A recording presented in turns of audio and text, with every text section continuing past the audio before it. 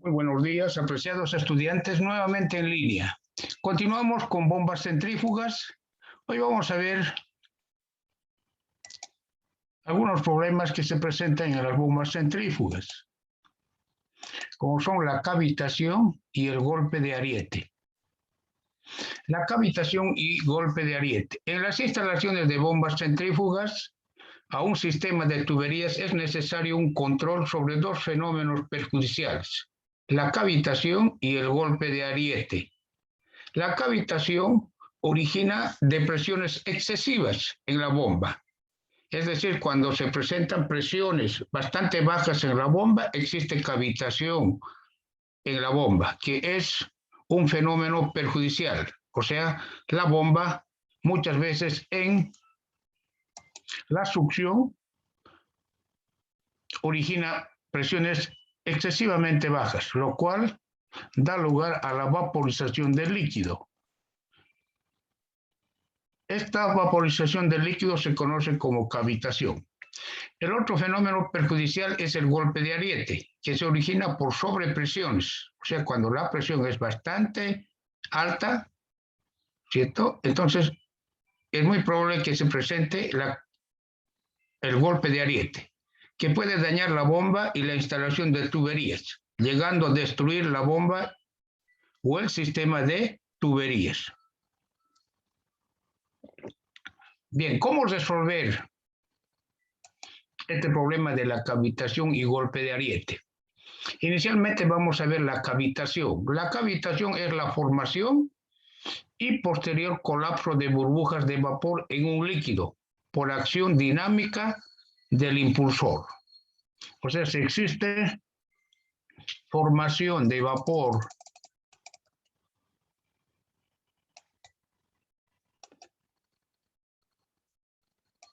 en la bomba,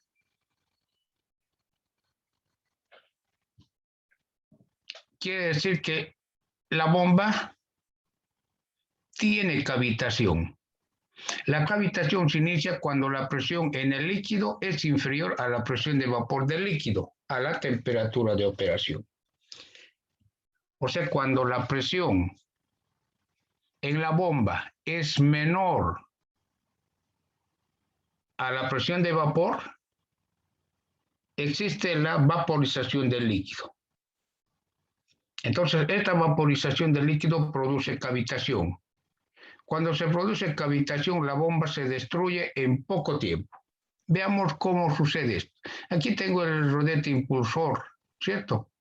Bien, en el rodete impulsor tenemos a la entrada presiones bastante bajas, porque en esta zona, en el ojo del rodete impulsor, succiona o aspira el fluido. Por tanto, la presión debe ser baja para aspirar, ¿no es cierto? Entonces, esta presión en el ojo del rodete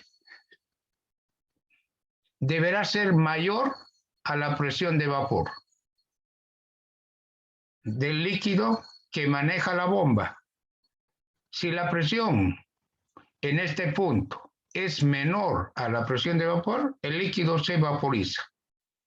Entonces, al vaporizarse, las burbujas de vapor fluyen con parte del fluido de la parte central hasta la periferia. En la periferia la presión ya es bastante grande. Entonces, en esta zona, las burbujas de vapor se condensan, colapsan las burbujas de vapor. Al colapsar, al condensarse, el líquido golpea el rodete impulsor, llegando a desprender o a picar el rodete impulsor. Esta formación de vapor y su posterior colapso recibe el nombre de cavitación.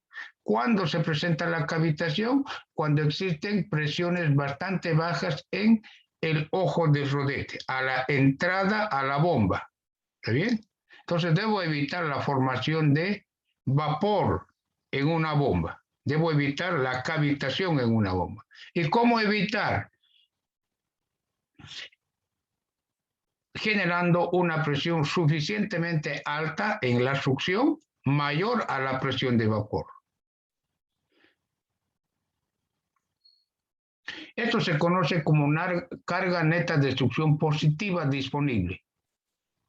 Entonces, la energía disponible en el ojo del rodete impulsor de la bomba, ¿cierto? La energía en este punto, a la entrada, lo voy a llamar a la entrada punto 2, ¿está bien? La energía, ¿qué es la energía? Tengo presión a la entrada, presión absoluta sobre el peso específico, más la cabeza de velocidad, o sea, si quieren, la energía cinética a la entrada, menos la presión de vapor sobre el peso específico. A este cociente, presión de vapor sobre el peso específico, lo voy a llamar carga de presión. ¿Está bien? Entonces, la energía disponible en la aspiración de la bomba menos la energía de presión de vapor a la temperatura de bombeo del líquido se llama carga neta de succión positiva. Esto se llama carga neta de succión positiva. Esta es la ecuación general de carga neta de succión positiva. ¿Está bien? Bien, entonces, para que una bomba opere satisfactoriamente, la carga neta de succión positiva deberá ser mayor a cero. ¿Está bien? Mayor a cero. Por eso dice positivo. Debe ser positivo. Si reemplazo la presión sobre el peso específico, velocidad a la entrada, al cuadrado sobre 2 veces la gravedad, menos la presión de vapor sobre el peso específico, esto debe dar un valor positivo. ¿Está bien? Debe ser un valor positivo. Puede ser 5, 2, pero debe ser mayor a cero. Entonces, si es mayor a cero la carga neta de succión positiva, la bomba no presenta problemas de cavitación. ¿Sí? Pero si al reemplazar estos datos en esta ecuación tengo un número negativo, o sea, es negativo, pero decir menos 2 metros, es menos 2 metros, entonces quiere decir que existe formación de vapor en la bomba. ¿Por qué? Porque la carga neta de succión positiva es menor a cero. Entonces, cuando es menor a cero la carga neta de succión positiva, existe cavitación, existe la formación de vapor. Por tanto, para evitar la cavitación, la formación de vapor en una bomba, la carga neta de succión positiva deberá ser mayor a cero. ¿Está bien? Y esa es justamente la tarea del ingeniero, ¿no es cierto?, en una planta, evitar la cavitación, porque la cavitación destruye en poco tiempo la bomba. Entonces debo evitar. ¿Y cómo voy a evitar? Voy a evitar la cavitación obteniendo una carga neta de succión positiva mayor a cero. Bien, entonces la presión de vapor es solo función de la temperatura, ¿no es cierto? La presión de vapor es solo función de la temperatura. La presión de vapor se puede hallar en tablas de propiedades termodinámicas. Para el agua abundan las tablas, ¿no es cierto? Tengo la temperatura y tengo la presión de vapor. Esta presión de vapor que dan las tablas son presiones de vapor absolutos. Esto quiere decir, al trabajar con las ecuaciones de cavitación, debo trabajar con presiones absolutas. ¿Sí? Bien, a este cociente dijimos, lo vamos a llamar presión de vapor sobre el peso específico, carga de presión. Bien, en la tabla 13.2 del libro Mecánica de Fluidos de Robert Mott, en la página 342 existe una tabla interesante donde se lista la presión de vapor y la carga de presión de vapor para el agua a distintas temperaturas.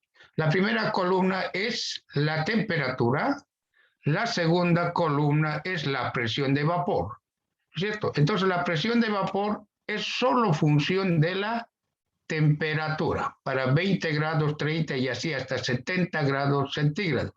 Ustedes van a encontrar en la tabla 13.2 más datos. ¿Sí? Entonces tengo la temperatura y la presión de vapor. Cuando digo presión de vapor me refiero a este PV asterisco, presión de vapor. ¿Está bien? La presión de vapor. Entonces tengo la presión de vapor a distintas temperaturas. ¿Está bien?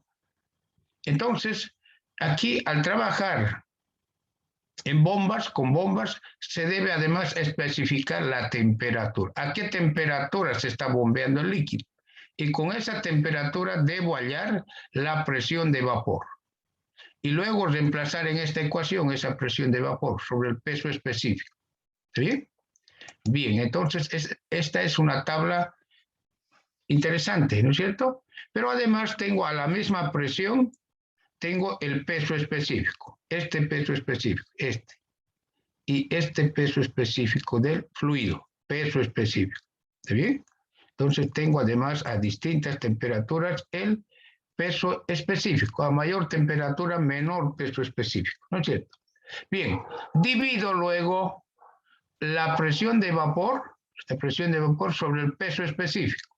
Entonces estoy hallando esto, presión de vapor sobre el peso específico, carga de presión. Entonces aquí, para reemplazar en esta ecuación, ¿está bien? Entonces divido la segunda columna sobre la tercera columna de esta tabla. Segunda sobre la tercera tengo carga de presión. Estoy dividiendo presión de vapor sobre el peso específico. Al dividir la presión de vapor sobre el peso específico tengo la carga de presión. ¿Y qué es la carga de presión? Este cociente. Presión de vapor sobre el peso específico. Para reemplazar en esta ecuación, ¿cierto? Presión de vapor sobre el peso específico, carga de presión de vapor. Entonces, de esta ecuación puedo hallar a distintas temperaturas la carga de presión de vapor. ¿Está bien?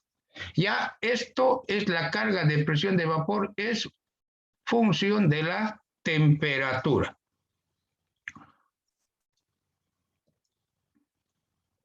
Es función de la temperatura. Bien, lo que debo trabajar es con esto, con este término. Esta es la ecuación general de la carga neta de succión positiva disponible.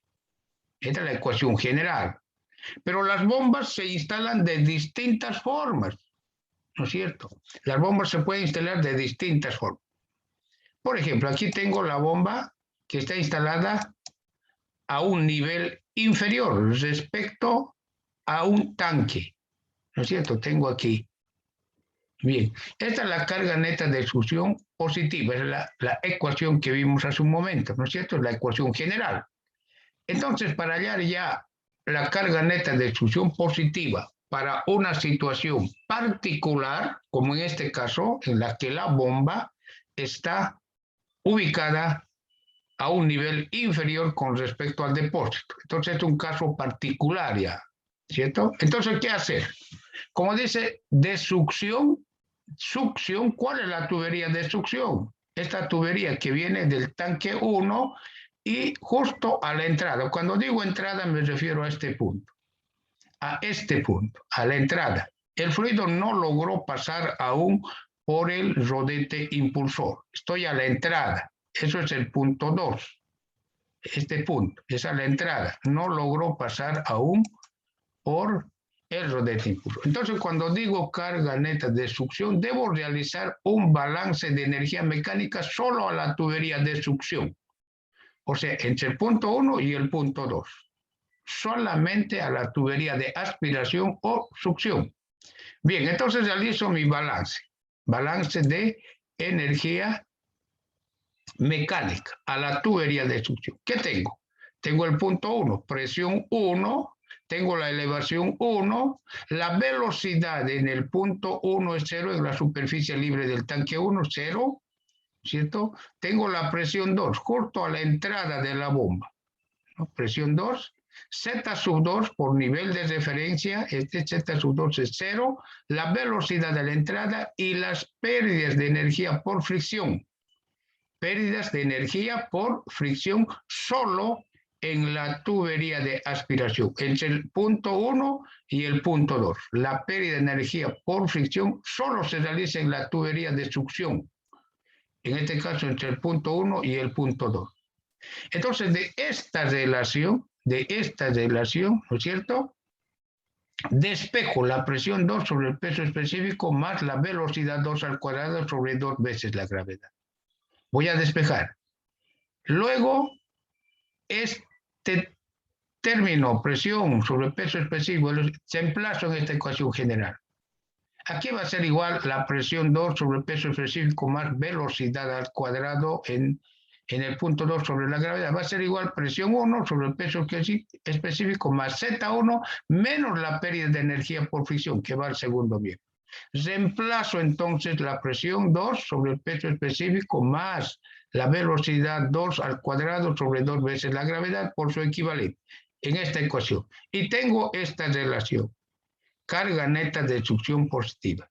Esta es la ecuación para este caso particular. La carga neta de succión positiva.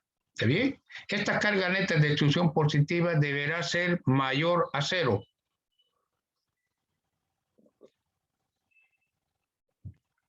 Para evitar la formación de vapor, o sea, evitar la cavitación. Por decir algo, aquí me sale menos 2 metros, por decir, si me sale menos 2,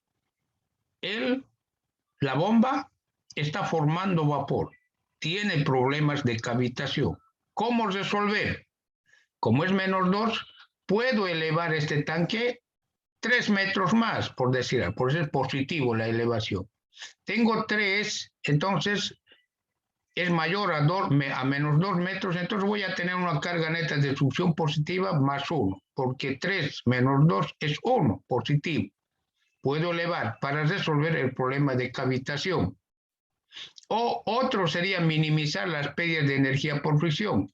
Nosotros sabemos que las pérdidas de energía por fricción, ¿no es cierto?, es directamente proporcional a la longitud del tubo e inversamente proporcional al diámetro interno de la tubería. Entonces, para minimizar las pérdidas de energía por fricción, podía emplear tuberías de mayor diámetro, ¿no es cierto?, de mayor diámetro. Al hacer esto, al emplear tuberías de mayor diámetro, las pérdidas de energía por fricción disminuyen. Por tanto, como tiene un signo negativo, puedo bajar la pérdida de energía por fricción.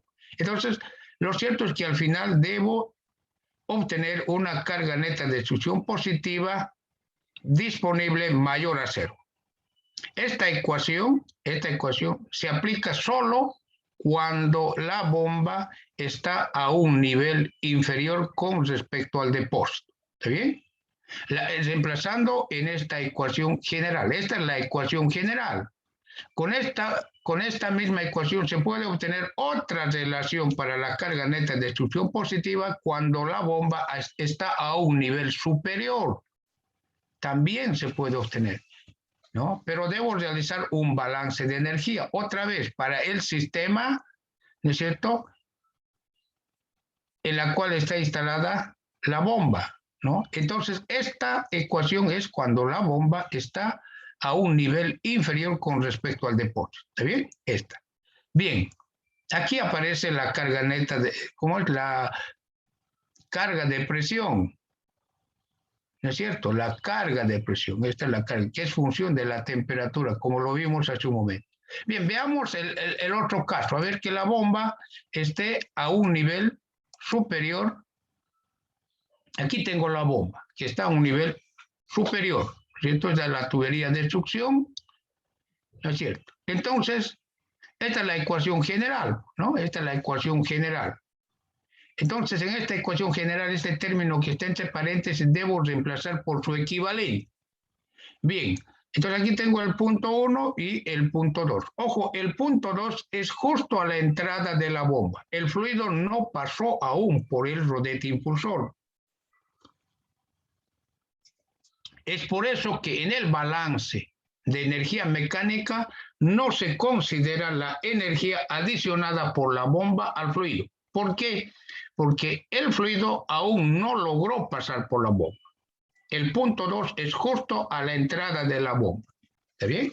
Y los balances para la carga neta de succión positiva solo se realizan en la tubería de succión o aspiración. Bien, entonces vamos a tomar aquí el punto 1 en la superficie libre del tanque y el punto 2 a la entrada de la bomba. Realizo mi balance de energía mecánica, ¿cierto? Ahí está. Z1 por nivel de referencia 0. La velocidad en la superficie libre, ¿no es cierto?, también es 0.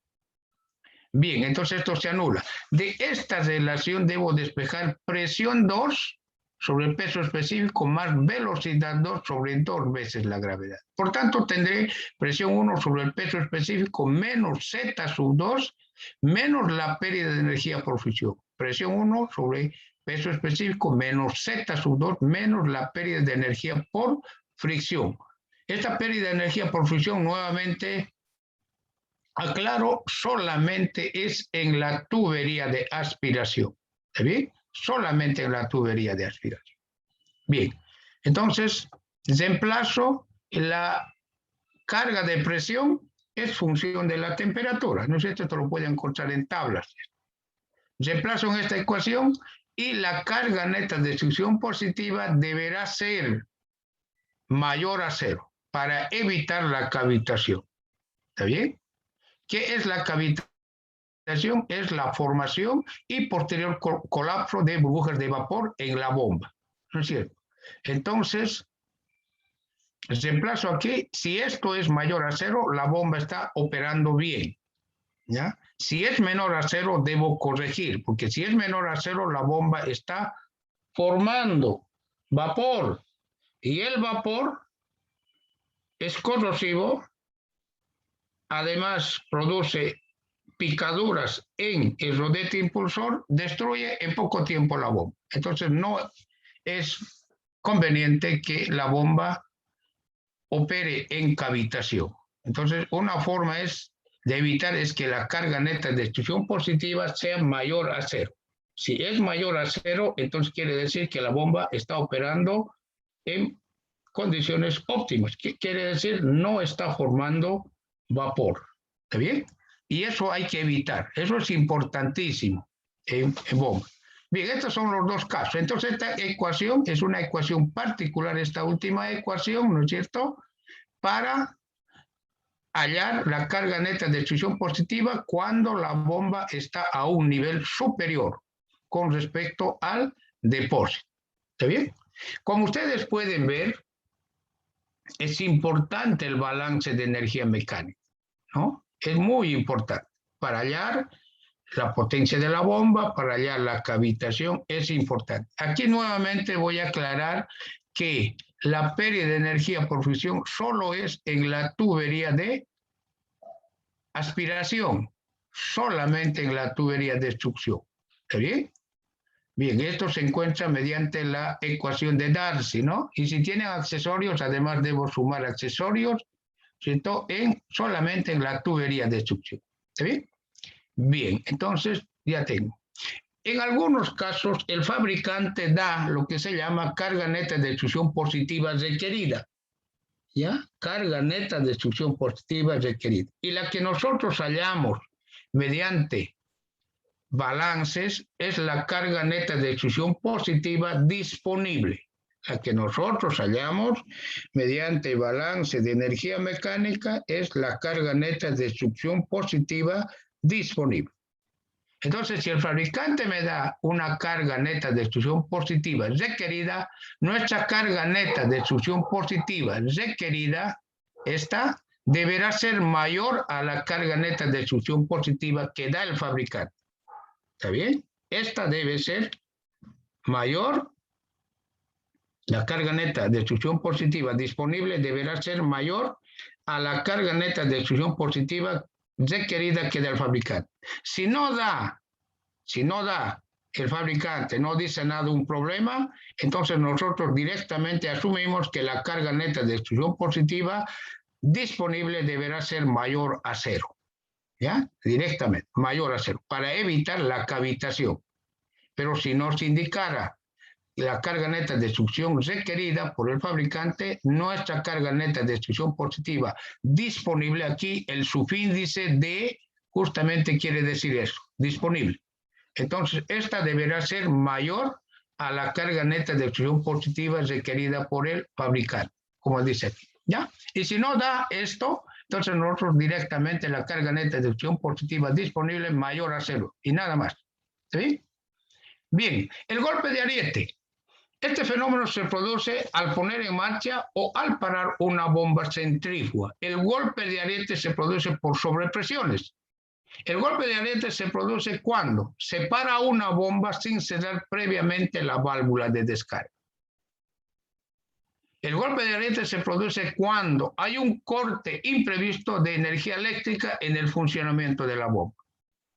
Los medios empleados para reducir el golpe de ariete son cerrar lentamente la válvula de descarga de la bomba, elegir un diámetro de tubería de descarga grande para que la velocidad en la tubería, la velocidad del fluido en la tubería de descarga sea menor. Instalar una válvula de seguridad en la tubería de descarga.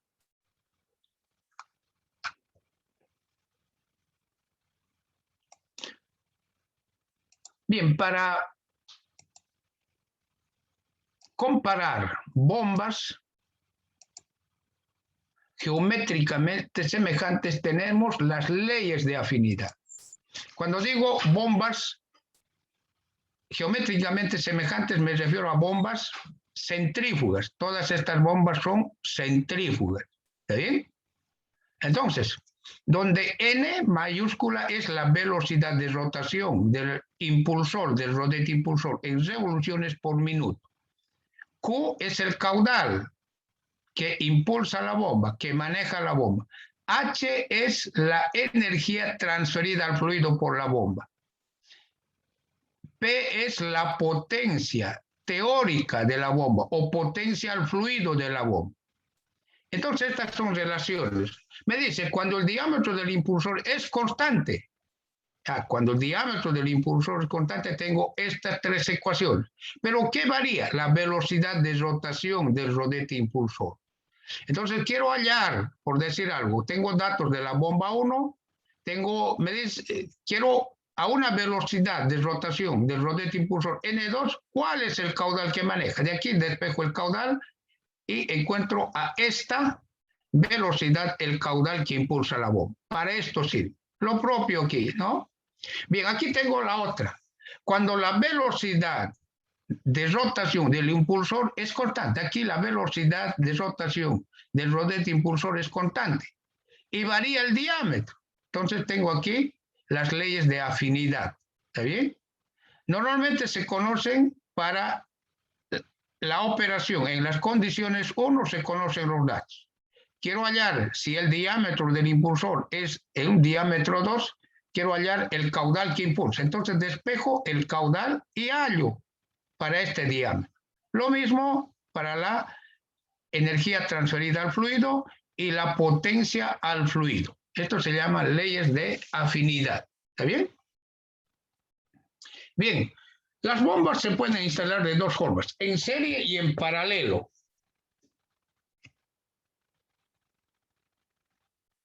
Las bombas en serie, como en este caso, las bombas en serie, instalándose dos o más bombas en serie, la presión de descarga será igual a la suma de las presiones de descarga de cada una de las bombas por separado. Expresado de otra manera, la cabeza total o carga es igual a la suma de las cabezas particulares de cada bomba. Ahí está, estoy sumando. Cuando digo cabeza me refiero a la energía transferida al fluido. El caudal para este sistema es el mismo que para cada bomba.